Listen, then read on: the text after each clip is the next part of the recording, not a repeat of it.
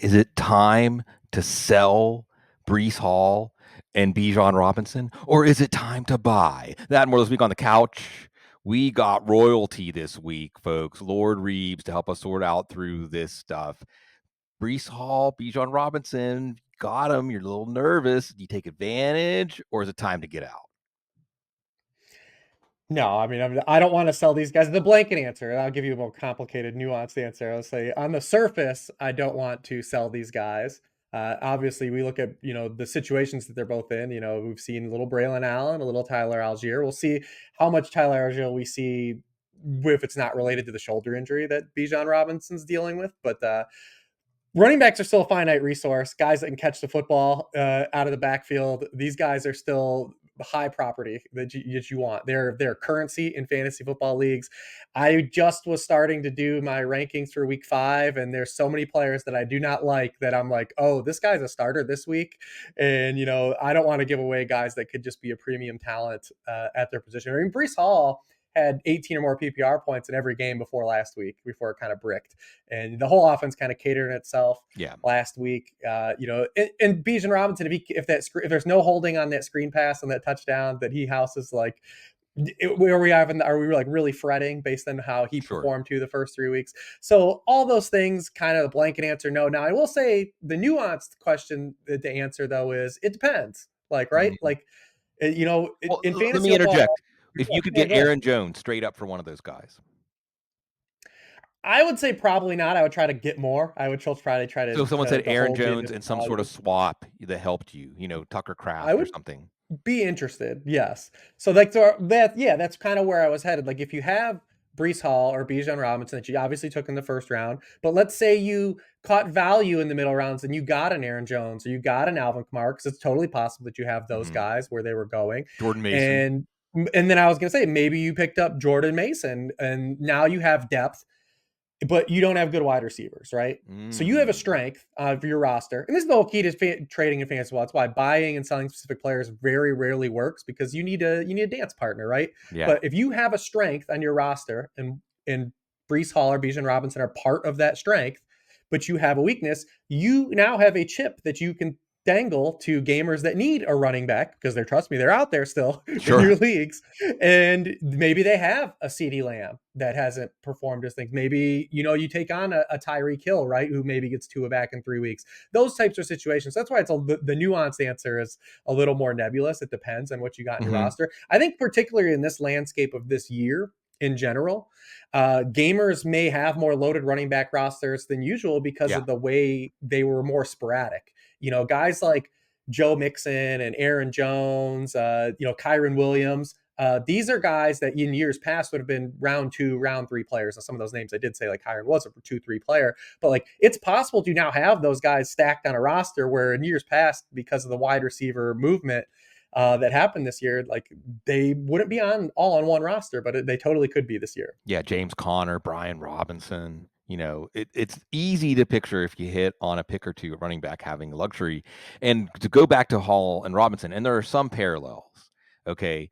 The biggest parallel here is that we expected Kirk Cousins and Aaron Rodgers coming off of Achilles tears to elevate these offenses, right? I mean, I keep thinking about Monopoly. You mentioned property. You did this, Rich. You put the property on my brain. Like you thought, hey, maybe they were like on that Oriental Avenue, Mediterranean Avenue, with the quarterback play they had in Atlanta and the quarterback play they had in the Jets, low rent property. And we weren't expecting Boardwalk, but maybe somewhere close to free parking with these offenses. And it just hasn't happened yet. Mm-hmm. I mean, in some ways, this is a Garrett Wilson question too, right? And in some ways, this is a Drake London question, not a Kyle Pitts question. We're not going to go there.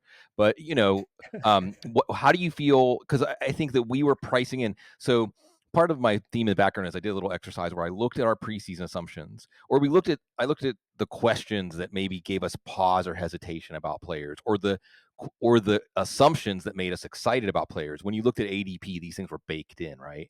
Absolutely, Kirk Cousins elevating the offense was baked in. Aaron Rodgers elevating the offense was baked in.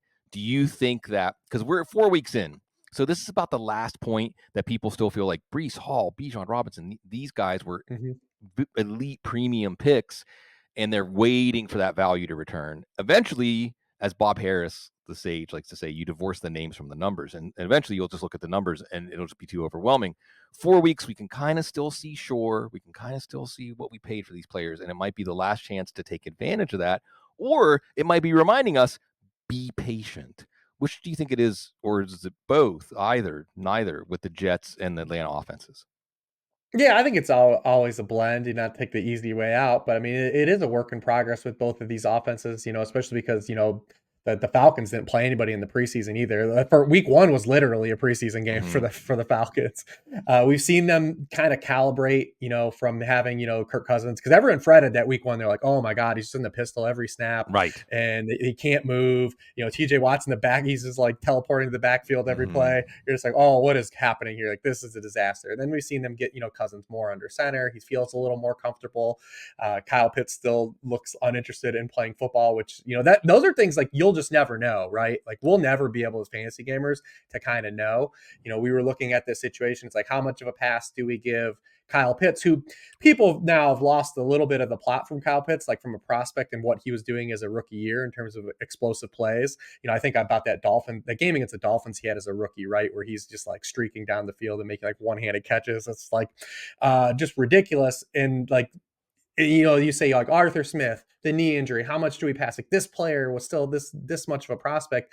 And then you just like, is it an effort thing? Is he disinterested, right? Like, we heard like some of the quotes from Kirk Cousins in the summer about, trying to get him to turn it up a gear. Those are things we just won't know, right? Like, Sure. we're in the wind on those things. And if we have one of those situations with Kyle Pitts, that's a real bummer, because, we were kind of, saying that this situation was going to elevate him. The other thing too, that I think too lost with the Kyle Pitts situation is, it was a question I had because I was definitely grabbing some Kyle Pitts where he was going based on the potential upside. But I brought this up with Josh Norris in the offseason, is this system has never had a player like Kyle Pitts. And I was kind of at least a little bit worried, like, what is Zach Robinson going to do with Kyle Pitts? Like, Mm-hmm. you think of the iterations of this offense, the best player they've obviously had is George Kittle, and then like TJ Hawkinson in Minnesota.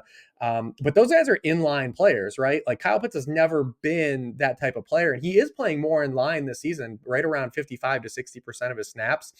But like, he never has done that in his career. So it's like he's doing something that's like a little bit new. It's not really an advantage for him to be there. They're not creating any mismatches from him. It's like there's a lot of like moving parts there that still, it's like, I don't want to give him a pass. I think you feel terrible if you have Kyle Pitts, but Right. those are just things like we don't know, right? And we're trying to get a reveal. I do think that both these offenses have shown enough life though to where like you still feel okay. Like, it's still moving forward. And it's better than where we left off a year ago. I mean, Aaron Rodgers was a QB1 the previous 2 weeks before last week, and he runs into a hot Denver defense in the rain, and everyone is like, oh, what are we going to do? It's a disaster. Like, Yeah. it's like, come on, like, we just had 2 positive weeks. Like, come on. So we're going to get those, and the schedule gets better for the Jets along the way as well. And the Falcons also have a pretty light schedule when you look at things too. So I do think that if you have pieces on those offenses, you're overall going to feel good over the end of the season. But I do think when we look at some of these guys at the top that were the premium capital, like, we didn't price in Braylon Allen probably enough, right? Because that's like Right. Braylon Allen's, he might not hold Breece Hall back from being an RB1, but does he hold him back from being the RB1? Like, Right. that now was something we weren't really considering with Braylon Allen. And then, with the Falcon situation as well. Like, if we don't get there with Bijan Robinson, we were pricing in like, hey, these are the mini McCaffreys. Like, these, Right. you have Christian Yes. McCaffrey here, Exactly. and then these are the next two guys like that they are in line to be the next Christian McCaffreys, and we look like we're going to fall short of that at least. Yeah, well, and putting it in redraft terms, as if we were redrafting them today, they wouldn't be as high in drafts as they were. They wouldn't be mid first round picks. Like, you would take Nico Collins ahead of both of them. You would take some receivers that were going after them ahead of them, partially because, like you said, Braylon Allen looks good, and Tyler Algier looks good. Tyler Algier looks like roughly a running back in the James Conner mold and caliber. You'd be fine with Tyler Algier, I think, as your starting running back for your NFL team, And so the other thing that happens is with Hall and Robinson, if they stub their toe and they miss a game, and you get to see Allen get run full game as a starter, you get to see Algier get run full game as a starter, it's not going to trend more towards Hall and Robinson, I don't think. I think both of them are going to show they're reasonable. The offense is going to function reasonably with them as a starter. And it isn't like Hall and Robinson have been adding a lot of value to their touches. At least, like the test I always like to cite, Rich, is if you didn't know anything about football and you watched a Jets game, you would say they should be giving that Allen guy more than that Hall guy. Why is the Hall guy getting more touches? Similarly with Algier, you say, well, geez, the offense really came alive when he was out there. Maybe a little more of him. The other guy's good, but it isn't like where Hall, you love it when Robert Sala has to say he was batting 1,000. I don't know, maybe he meant OPS. Batting 1,000 in those situations. Uh, um, in goal line situations, but at the same time, you're making excuses. So we'll see. Things aren't trending positively, but like you said, if the offenses come around because of acclimation to these new quarterbacks, then there's a chance for growth. But I'm always wondering too. Father Time's undefeated, Rich, and if we just say like, yeah, it was at one time it was Kirk Cousins and Aaron Rodgers' time. Maybe it isn't their time now. You mentioned Arthur Smith. I just want to touch on this real quick. Is the best yet to come from George Pickens? Because we were like, Art Smith's going to ruin Pickens. Well, he hasn't. Now, we didn't necessarily factor Justin Fields in there, but I don't think anybody would say Justin Fields is a significant upgrade from Russell Wilson if you're factoring Russell Wilson in, especially as a downfield passer. So is the best yet to come from Pickens, from Fields, with the Steelers running backs dropping like flies and Fields getting his feet under him as a passer?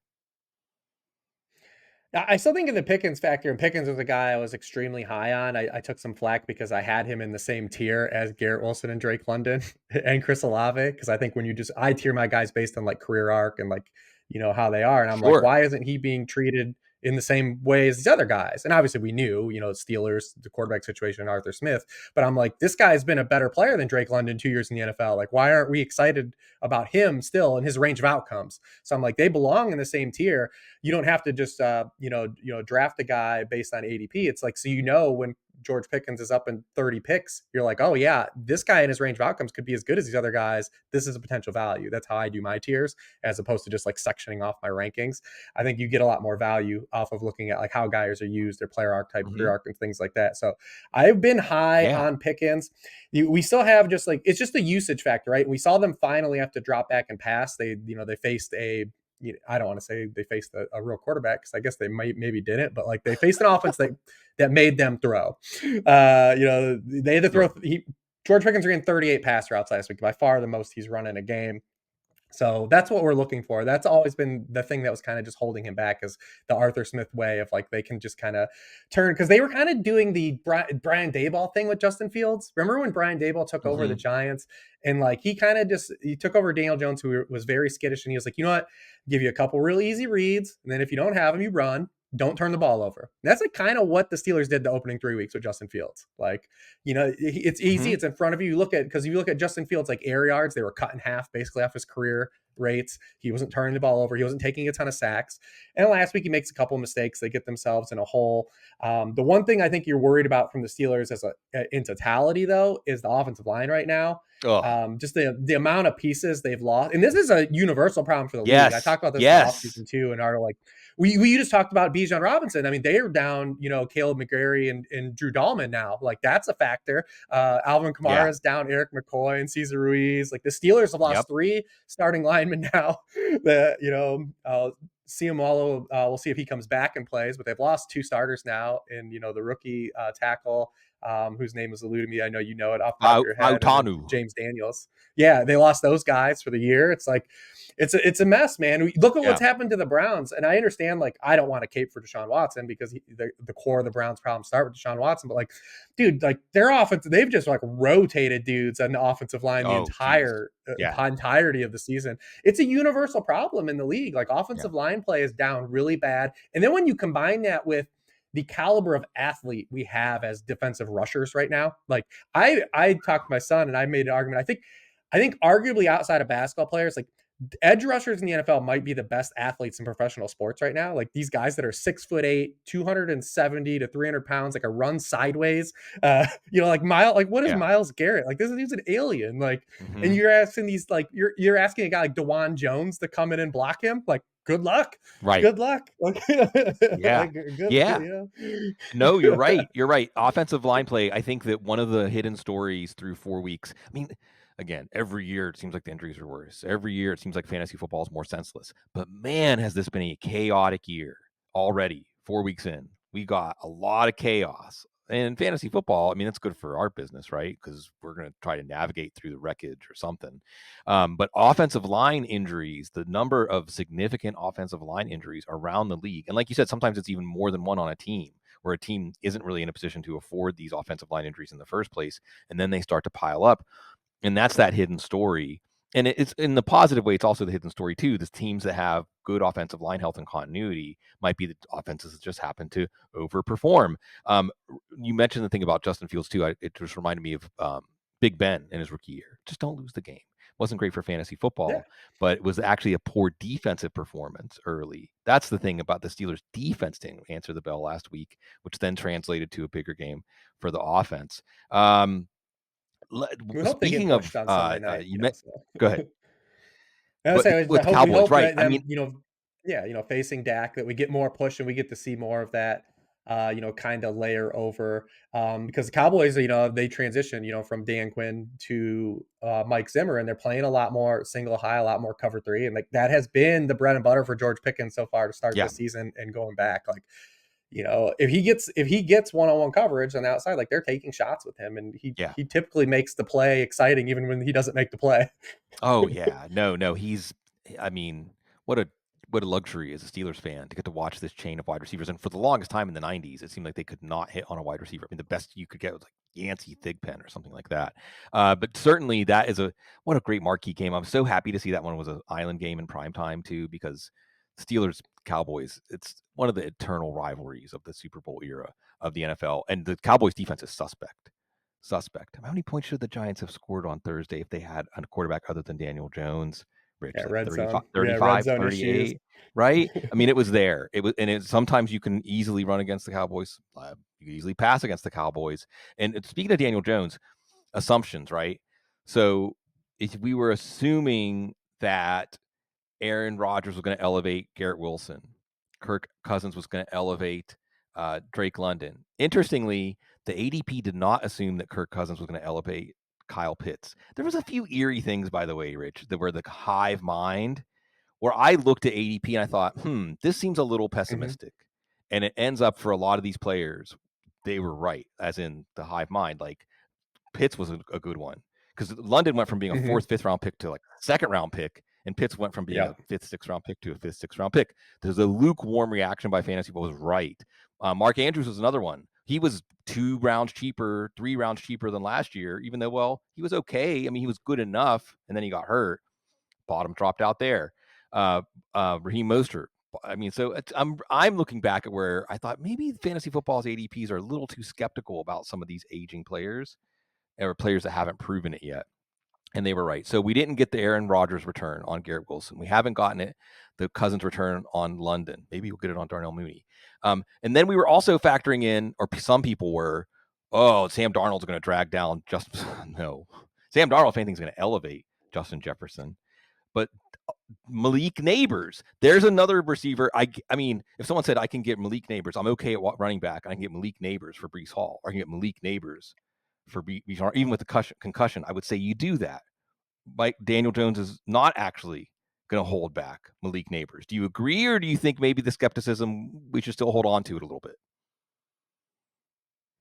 No, I think that, Malik Nabers for his skill set just entered the NFL at a perfect time. I mean, I kept going back, with him and Marvin Harrison. And, man, 10 years ago, Marvin Harrison Jr. would have been like and I'm not even down on Marvin Harrison Jr. I just think like, the era that these two guys came in, like, just benefited Malik Nabers more. I mean, Malik Nabers, everything that the NFL is doing right now in this defensive meta, trying to play, coverage, make teams, beat them, throw over the middle of the field. Like he had all that already at LSU. Like he it was all there on tape where like, you had to go with Marvin. It was projection. Like, Ohio State didn't really ask Marvin to do that. They didn't need him to do a lot of those things. He didn't win with Yak a lot. He didn't really move into the slot a lot. He didn't do those things. Neighbors, it was like when you look at like the wide receiver ones that have been wide receiver ones, like in this most recent era, they're the guys like CeeDee Lamb a year ago. They're Amon-Ra St. Brown. They're Cooper Kupp. They're Michael Thomas. These are the guys that have been the fantasy like wide receiver ones overall. It's not like when we were in our prime and it was Calvin Johnson and Andre Right. Johnson and Randy Moss. Like it shifts. So like one of my big things with Nabers this year was just like he's suited to just like instantly plug and play. Everything he does well is suited to be a perfect marriage for the way teams are playing in the NFL right now. And that's kind of what Brian Daboll obviously seeing, because like they're Yeah. just creating opportunities for him that are just easy. It's not that he's just getting a lot of targets, because Marvin Harrison's target share is fine, but Marvin Harrison is getting more targets that come with less or more volatility and like our less free squares that Malik Nabers is getting. And we care about those free squares, Mm-hmm. so that's kind of what we have with him. So it's like Daniel Jones, it's not like Daniel Jones is really in his way. He just needs to not be Zach Wilson, right? And we saw 2 years ago, he was capable of this. We talked about it just a minute ago. Mm-hmm. When he threw the 24 touchdowns, 6 interceptions. And at the end of the year, gamers were like, hell, I might play Richie James, or I might play, Isaiah Hodgins. Like we were kind of like that, Darius Slayton, like, and now he has like bona fide talent. So it's like, I'm not that surprised that gamers were just like overly pessimistic, on Nabers because of that. And we were just coming off of a year, don't forget, where so many good wide receivers were impacted by quarterback play. Right. You had Devontae Adams and Garrett Wilson, Jake Browning when Jamar Chase had Jake Browning take over. DJ Moore played a month with Tyson Bagent and was just like Sure. dead. Like we were coming off of that. Now we're doing it with Tyreek Hill and Jalen Waddle right now. So it was easy for gamers to say that. Maybe we end up seeing Drew Lock along the way. I don't know. But right now, I mean, you've got to feel really great about Malik Nabers. That was like my core tenet of drafting fantasy football teams this year. And you and I didn't get to talk. I didn't even get, you don't do like a stone intro, but I was wondering if I came here and Rick James on the couch or something. It's been so long because I've been on the couch. I was like, Ivan, welcome back. Like, what's going No, like, sorry. you It's because my yeah. short-term memory is gone. It's always out of I love. think I it's been like think 3 years. yeah, it's been too long. I think probably there was once or twice that you were busy, and then sometimes I just because I'm lazy. Here's the big secret: I'm lazy, and I'll just go back and look at like the last 7 or 8 people during the season because I knew if I got someone during the season, that means they can still be available during the season. Because there's a lot of people I'd love to have on. Like, I mean, I don't want to say anyone specific. I don't want to make them feel bad, but there are people that I ask every year, and they'll say, "Oh man, I just don't have time during the season to do it." And I think my brain just misclassified you. But I love you. I love you. And Yeah, Rummy, no, Run for no. Johnny. I remember, I like to think that this was one of the first shows that you were on, like outside of the ecosystem that you were already Oh, it in. was. Because I remember Run for Johnny said, "This guy Reeves, he's got the goods, and he does, and he still do to this day." I'm here to publicly proclaim my love for you always. And even though I'm all Detroited up, I'm a Pittsburgh guy, but I'm uh, uh, taking a stand for the Detroit Tigers, who may be facing your Cleveland Guardians soon. But But we didn't talk though, like for so long. But so I didn't know, like if you've caught me on any shows, or like yeah, we didn't really cross paths. Our ships didn't pass the night this off yeah, season. But one of my core tenets this year was to actually focus on the current state of the NFL. And I wrote about this and talked about it ad nauseum all summer. But I was focused on targeting offenses that I knew were suited to beat what defenses were doing. And because a lot of people are waiting for the mm, offensive calibration and to swing back and the counterpunch. And I said, well, hey, I don't know if we're going to get the counterpunch. I'm going to focus on this sector of teams. And I had like a 17 team list. And I wasn't so rigid that I only drafted players from these 17 teams, but I sure, took like one offs that I like Nabers is one of them. But I was focused on this, Mick Shanahan coaching tree and the Ben Johnsons and the sure, Kelmores. I'm like, these are the teams that are suited right now. If nothing changes in the NFL, these are the guys that have a plan attack to beat this. And I want to focus on these offenses because even if offenses suck, I got a good idea that in the land of the sucky offenses, these ones will stand out. So yeah, I mean, I'm feeling pretty good about where I was. I didn't factor in Skylar Thompson and Tyler Huntley into that equation, but yeah, yeah, I'm feeling I'm feeling pretty good about where I stand because I'm in a league with you. I was drafting Alvin Kamara way ahead of ADP all summer because I just didn't get it. I didn't get what the field was doing. I'm like this, like a lot of people talk about. I did too. Like the Clint Kubiak edition is going to add more pre-snap motion. It's going to add more play action for guys like Chris Olave and Rashid Shaheed as values. And I'm like, well, why aren't we pricing in with Alvin Kamara? Like, is he not going to is the run game now? So is right. this not going to help Alvin Kamara? Like, and we know Alvin Kamara is going to catch a lot of passes because he does always every year. So I mean, like I was focused on that McShanahan tree, Ben Johnson, Kellen Moore, like that group, like those group of offenses. I was like, I want to draft a bunch of dudes from these offenses. Yeah, that's fair. I think more and more, I talked with Pat Doherty about this last week. I love, Rich, over the time that we've been doing this, the names of play callers are more well known in fantasy circles because it's always part of the story of how a player hits or how they don't hit. Shane Waldron, everyone's going to know Shane Waldron. There's a good one Oh, to revisit based on ADP because I do think if you looked at ADP and you saw where DJ Moore was going and you saw where Keenan Allen was going. Even again, Allen with that age discount. I think there was a little age discount with Alvin Kamara. I mean, at this point, I think 20, if once a running back is 27 or 28, fantasy football becomes very skeptical about them. Sometimes rightfully, sometimes not. And then you also saw Rome Odunze, who was having a good summer. He was trending up. So you had 3 Bears wide receivers going in the first 6 rounds of many drafts. And you looked at Caleb Williams, and I suppose we should have been a little more skeptical about Shane Waldron, although it seemed like he was part of a revival story. Uh, how is Caleb Williams, the rookie quarterback, going to support these ADPs? And it's been worse than anybody could have imagined. And the running game finally woke up last week, in addition. So do you think it's time to abandon those ADPs and say this is just going to be a crappy pass offense? Or maybe we might be right after we were wrong? yeah, this one's a little tough because these guys were all kind of jumbled up. I didn't have a lot of clarity on this group coming into the offseason. I mean, I obviously love the talent of DJ Moore, but he was a guy that had 60 more targets than the next closest player on the team last year, the Bears. And we knew with them just adding Rome Odunze and Keenan Allen, like that was going to be tighter.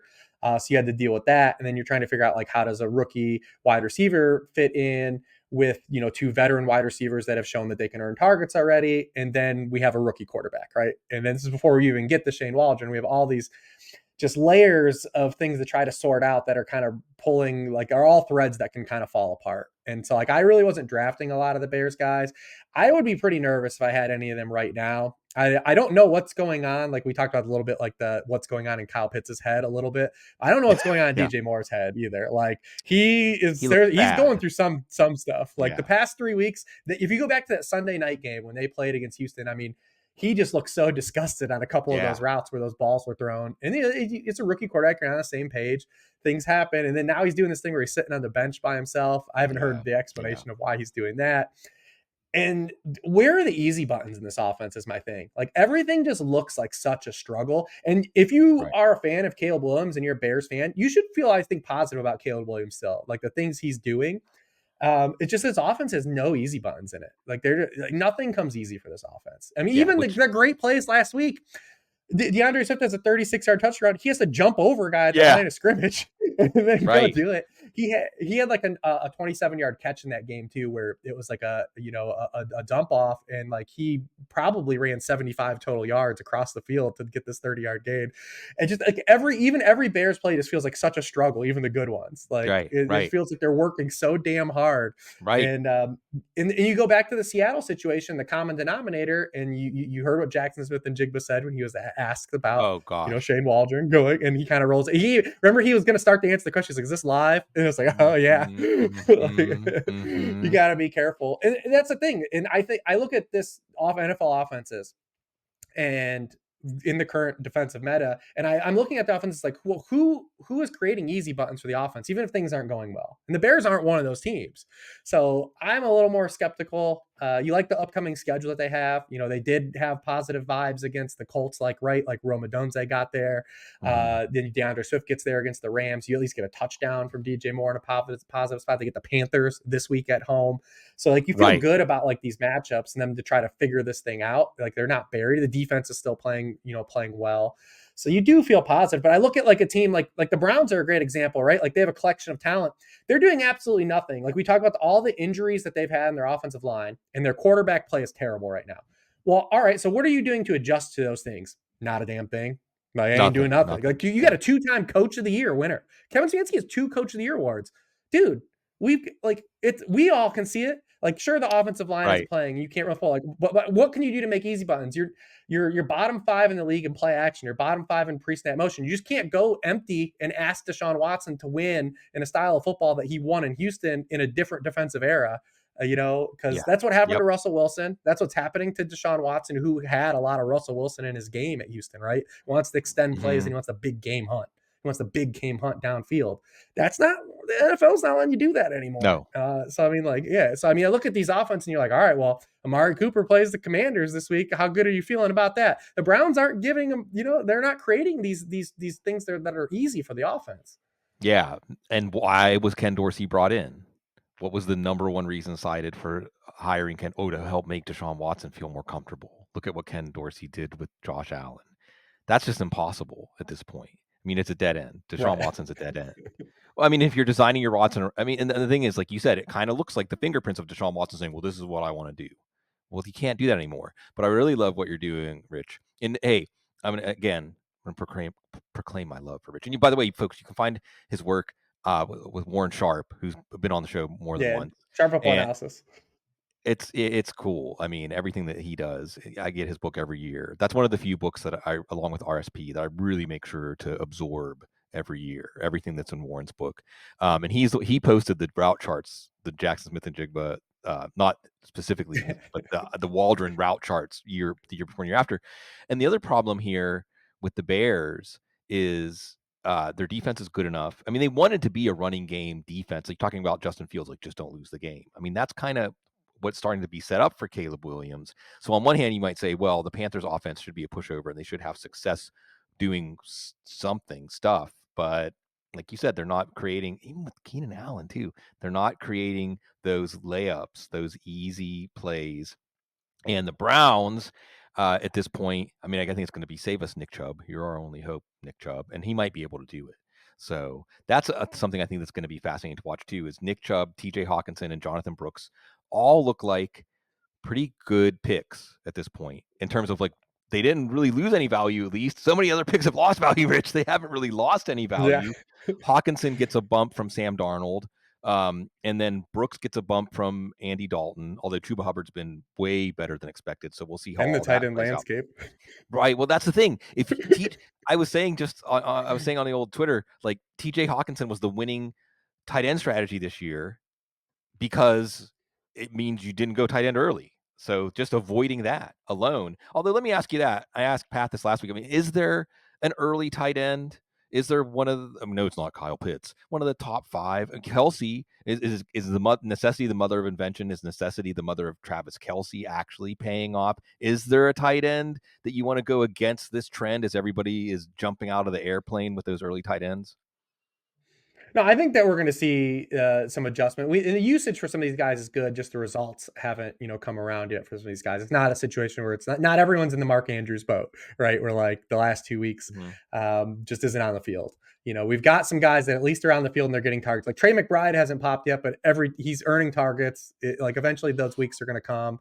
I think Jake Ferguson is in the same boat. Like with the last 2 weeks since he's been back, he's getting a lot of targets. Yeah. Now that Rashee Rice is out at Kansas City, they're going to have to at least lean on Kelsey as they get Xavier Worthy a more diverse usage and get him kind of, now he's got to go in the deep end. They thought with Xavier Worthy they were going to have him in a specific role with Kelsey, Rice, and hopefully Hollywood Brown, and they're going to be able to nurture him. And now he's got to have more on his plate because we can't rely on Justin Watson, we can't rely on Juju Smith-Schuster.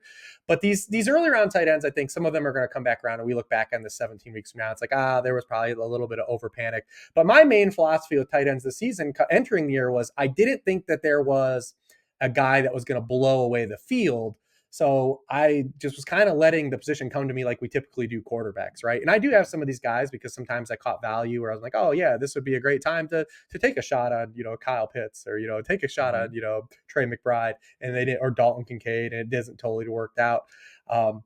But I didn't think we were going to have like a Kelsey like prime run from any of these guys where like you got basically a wide receiver one at tight end and the rest of the field can't catch up to him.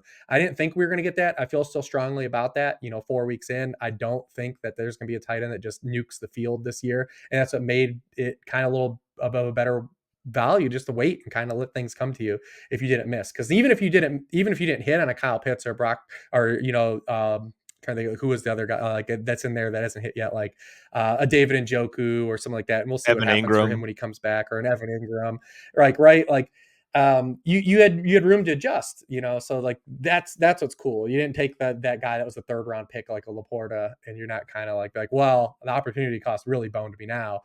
You were taking guys in areas where it's like a lot of players missed in that area of the draft, so you can kind of work around that. But I do think with the current era of defensive football, like tight ends are still getting targeted at the same rate that they were like a year ago, and tight end targets have gone up now that the middle of the field is open, more than ever, because Mm-hmm. we're getting more, two deep safeties.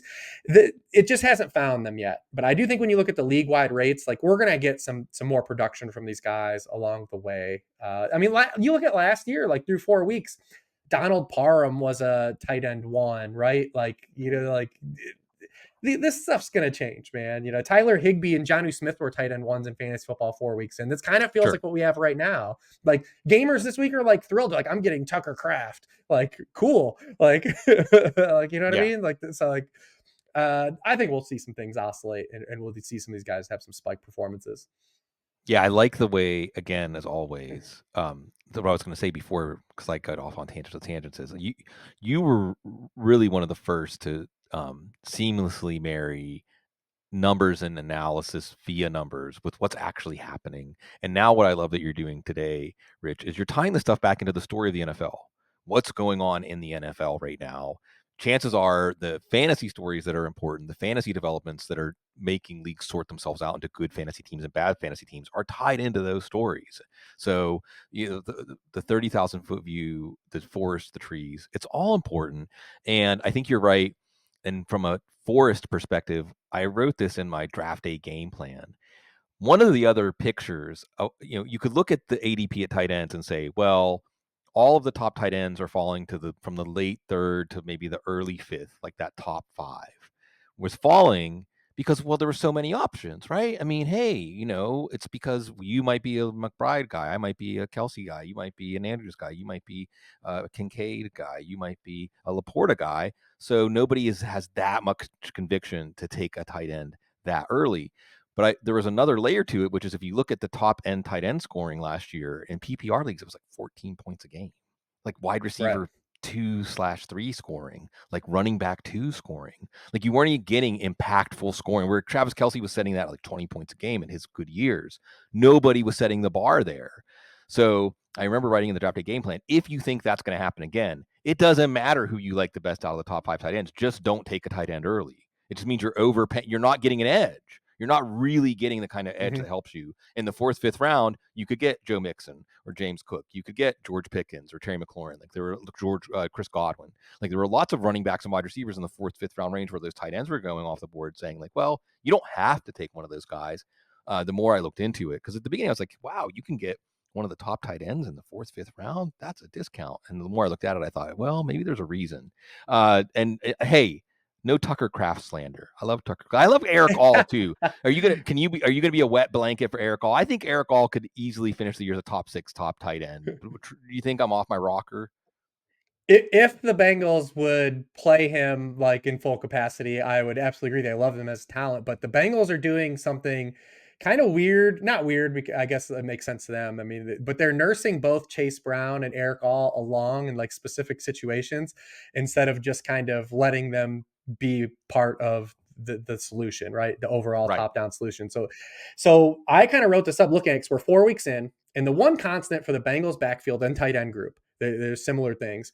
So Chase Brown, he gets the 2 goal line carries last week. He's been working in the base offense, but the one constant is they're not using him in on passing downs or pass protection at all. He has 2 pass protection snaps so far, Zach Moss. So these games where you can kind of pinpoint, like the last 2 weeks against the Commanders or the Panthers, where you're like, all right, the Bengals are going to be against an opponent where they can be in run scripts. And that's going to mean more snaps for Chase Brown. So we can kind of pinpoint and say, like, yeah, these are identifiable spike opportunities for Chase Brown. Eventually, like even against teams like that are tough matchups, he'll have a big play, get there. But like identifiable coming into the week, we want to play this guy in DFS. We want to put him in our flex spot or RB2. Probably doesn't have one of those this week. Eric Hall is the same way. He's only playing in basically 12 personnel right now. And then Mike Gesicki's playing all 11 personnel snaps. So same Yeah. thing. If the Bengals are in a situation where they're going to be able to run the football and play more 12 personnel, that's going to be more route opportunities for Eric All, like we saw last week against Carolina Panthers. This week against Baltimore Ravens, probably not. Probably not going to happen. Probably not going to run the football on the Baltimore Ravens and line up with Zach Moss and Chase Brown and bully them around. The Ravens right now have allowed one run of 10 or more yards this season. It was the Xavier Worthy in week 1. No running Yeah, backs yeah. done it. And they haven't faced like this.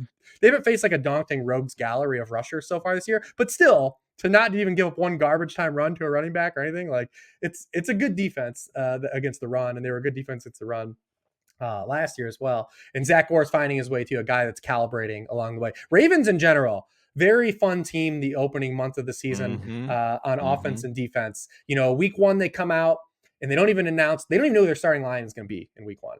They don't even announce for the game. So I don't think they knew. And they come out, play the most 12 personnel any team has run in a game this season. They can't block Chris Jones. Everything's near the line of scrimmage. Lamar Jackson has a full calendar year, the most throw he's ever had at the line of scrimmage in that game. They come back the next week and they say, all right, well, what is the solution? Maybe we want to spread teams out. They come out and they run their most 11 personnel against the Raiders, 44% 11 personnel. The rest of the weeks, it's all 26% 11 personnel. And they don't have quite the success they want. They come back and it's like, well, how can we incorporate this Hall of Fame running back we got? Like, what do we Yeah. do? They Yeah. dust off Patrick Ricard. They dust off Charlie Collar, and they're playing just bully ball. We're going to play Mm-hmm. 22, 21, 20 personnel. Last week, they ran the most amount of 20 that a team's run in a game last week. And you're starting to see that marriage of the symmetry that Lamar Jackson and Derrick Henry have together when you have to count for both of these guys. Because Lamar the Yes. past 2 weeks has a ton. He has 15 designed runs too. And like, because these two guys in unison, the pairing of those two guys, what they both bring, because it was different when you're running RPO with Lamar Jackson and it's Gus Edwards, and we thought we were going to get it with J.K. Dobbins, and unfortunately, the just couldn't stay on the field. But like think of the guys that have played running back for the Ravens the past years, the ghost of Le'Veon Bell and Devontae Freeman and Melvin Gordon. Now you've got Derrick Henry, and Derrick Henry's never played with a quarterback like this either. So like you putting all this together, and like the Ravens have really found their identity the past 2 weeks, and the Bengals have not stopped the run at all this year. And we'll see if Trey Hendrickson plays. So like this is the third week in a row where I assume the Ravens. I'm not in the building and I don't know what their game plays, but I assume just from me looking at it from the outside, like they're probably going to run the football a lot this weekend Yeah. again. So, but the Yeah. Ravens have been an Yeah. interesting team. Like these teams that are self scouting and diagnosing, like Yes. these are the things like we should care about. Right, right. Just that they're willing to do it. I think, Rich, one of the things that across these teams, these offenses, these offensive approaches, offensive coordinators, we want to invest in, and I like the way that you put that at that 30,000-foot view, is that they're willing to trust the players to do something different than what they spent all offseason installing. Like you said, well, let's see how this goes against this opponent. And I think this is more of a Bill Belichick style coaching. Let's attack the weakness of the opponent. Let's not worry about what do we do, how do we do well. But you also mentioned the offensive line, because Linderbaum's been banged up, Voorhees has been banged up. They still have some questions at guard. I mean, they still haven't found their best offensive line combination, truly, or it's a work in progress. And like you're saying, they're finding the best mode for this offense. I would say that at least one of these things will be true. I'll toss it back to you on this. There's going to be passing efficiency to unlock. I mean, John Harbaugh said there's going to be big days for Mark Andrews. Maybe Yeah. it's not Mark Andrews. Maybe it's Isaiah Likely. Maybe it's Zay Flowers. Maybe it's more than one. Maybe it's Rashad Bateman. But there's going to be passing efficiency to unlock, because teams are going to adjust. Defenses are going to adjust and say, okay, well, this is what they Yes. want to do. So we have to sell out to stop that.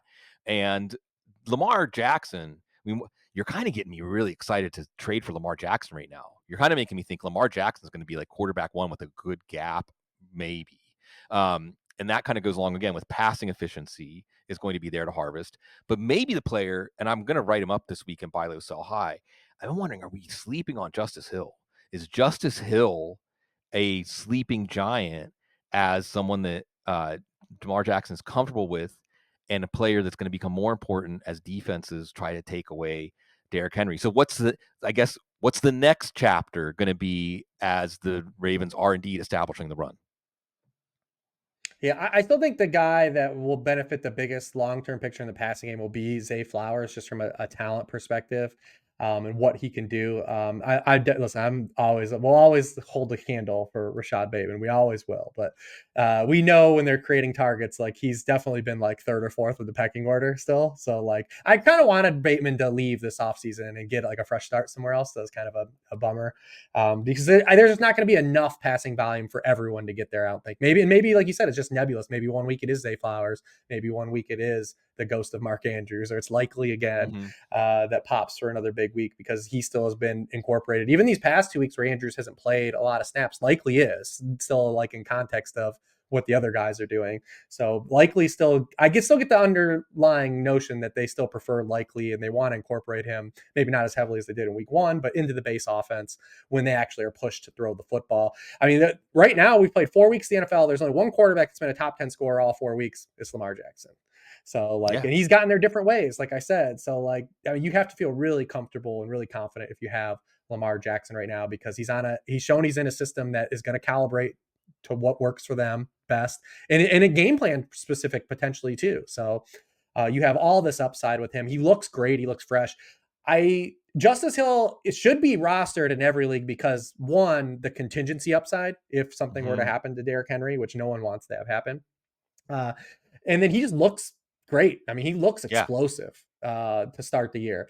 I don't know how many games we're going to get where Justice Hill has double the amount of targets of every other Raven, like on Sunday night.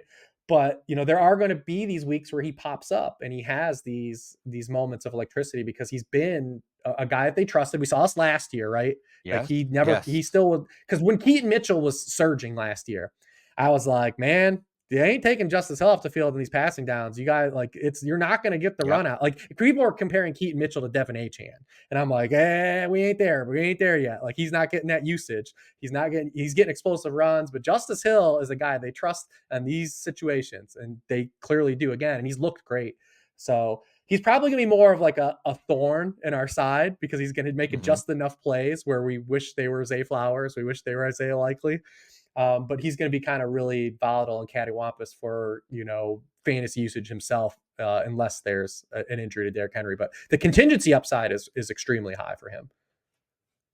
Yeah, well, being connected to these offenses, it's why even like Emmanuel Wilson and Ty Chandler are guys like you don't drop them. Don't drop Emmanuel Wilson. Don't drop Ty. You want to be connected to these offenses. Don't just think about the player and what the player has done today or what their role is. Think about the contingent upside. And like you said, like you organized it, like you always do, Rich. It's the that offense view first. View the player as part of the ecosystem and how good is that ecosystem? How conducive is it to development? I'm going to tee one up for you. One last one, again, to be a wet blanket, because there is one player I'm fascinated with, right? Well, one of the things that was right about that, looking at preseason ADP, was there's not really a Dallas Cowboy running back you want, right? I mean, okay, Rico Dowdle was worth 13 or 14 points in PPR leagues. That's great. I'm kind of getting a little fascination with Hunter Lipke. I'm kind of sort of thinking, is this offense at its best when Lipke's on the field as the sole running back? You think is there any little run there for him as an answer to, well, we know the Cowboys don't really have a lead back. Could it be eventually Lipke if they are self-scouting? Maybe. I mean, per touch Dowdle is, I don't think, really ruined anything either. It's funny. We're like, we're just careening he's towards serviceable. a Dowdle Lipke backfield. Like, he's a replacement level running back. Yeah. Right. Lupke offers him a little bit of versatility because he's playing like running back snaps, but then they're also doing like things with him kind of creatively. Like I think we were hoping like Ben Sinnott was going to be utilized, but it's not really. It's actually happening for Lupke because Sinnott was one of those guys that, he lined up in the backfield at, in college. And, he was one of these guys that they thought was going to be like a Chris Cooley type of player, right?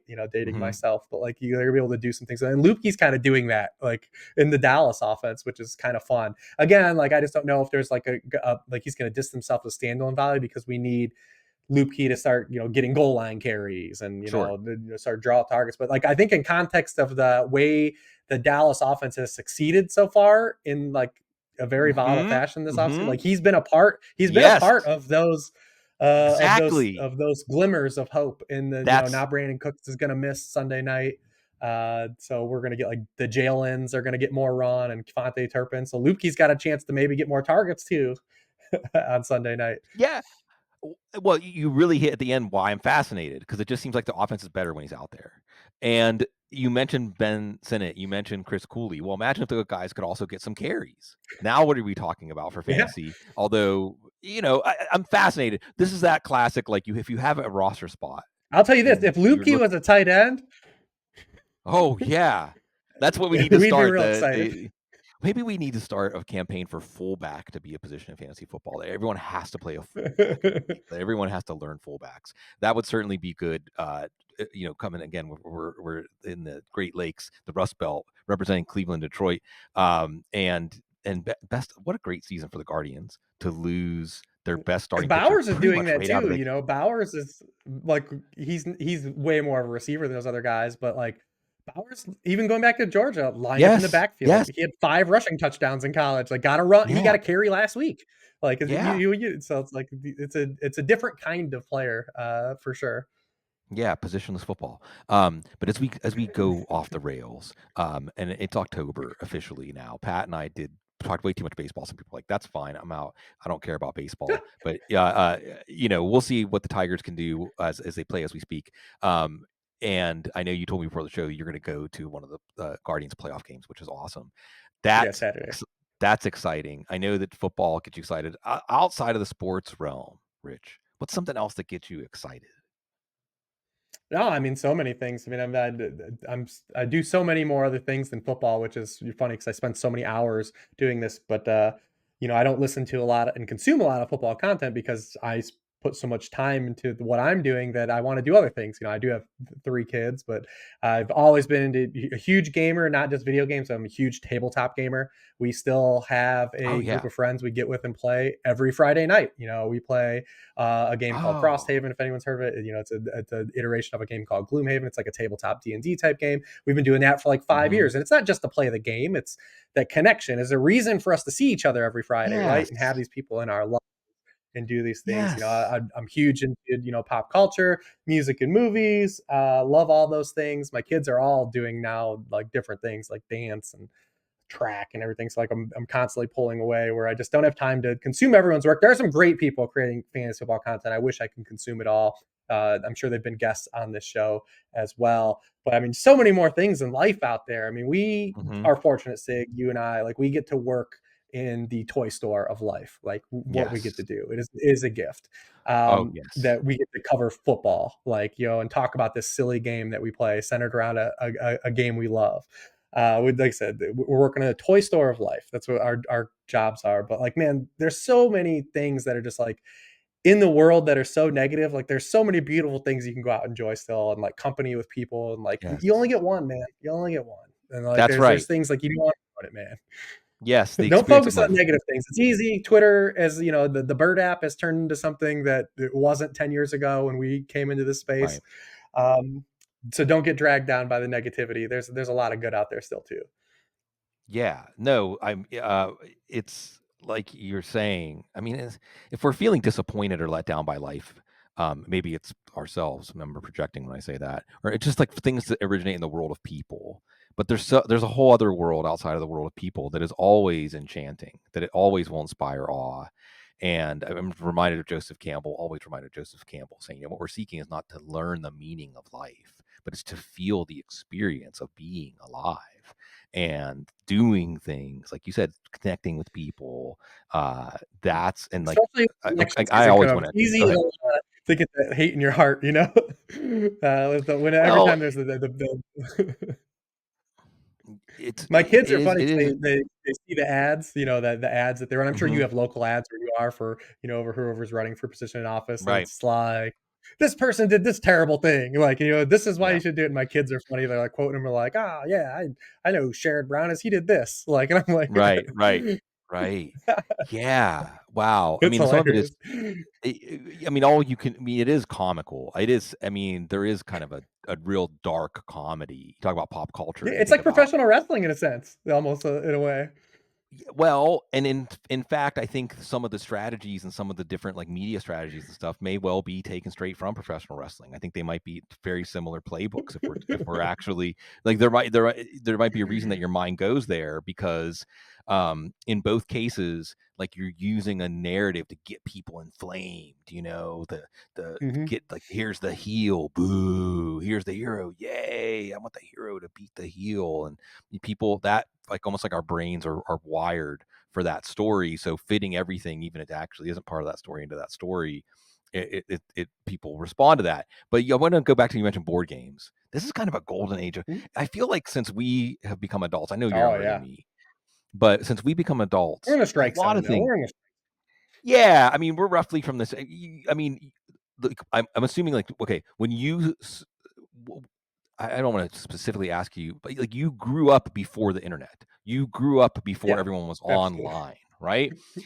So on in those times, it feels like everything, it's almost like the rainbow has refracted into all of this amazing variety of colors and flavors and shapes of you name it, like beer, wine, ice cream, like you said, board games. I mean, board games, it's almost over. I know Paul Charchian, regular guest on the show, is really into board games. He taught me about cooperative board games where the goal is for everybody to That's what pull we together in got a into because we found out you can't play something where we're killing each other, and then it ruins the vibe of everybody, so we've been always involved in co-op games. There's so many out there, and, people always yeah, balk at, like, the price of board games. They're like, "Oh, I don't wanna spend $200 on a board game." I'm like, "Dude, you'll play that for hundreds of hours, but you'll buy a $60 video game, spend 20 hours on it, and then never play it again." right, You gotta think you're getting just massive value, and plus, like, the social interaction, yeah, obviously, as well as massive. What's funny is I have my oldest. He's going to be 20 in February. He had a group of boys at the house. This is a couple years ago, and they're all there. They're having fun, having a good time. And all of a sudden, everyone just scatters. They leave. And I'm like, "Oh, Braden, what happened? Where'd everyone go?" He's like, "Oh, we wanted to play Call of Duty together." So they had to all physically leave each other's presence to go play a video ah, game together. And perfect. I was just Wow. I was like so disassociated with the thing because we grew up Wow. like with play goal and I was so my mind was so blown, and I was just like, "This is where we are." I was like, "Wow." I was like, "This is the world." And you think like those things exist because they connect people that can't be connected, but all these kids had to physically leave each other's hanging out as in unison to go do something together, not connected. It's like it was my mind was blown. I was like, "Oh my goodness, what's happening?"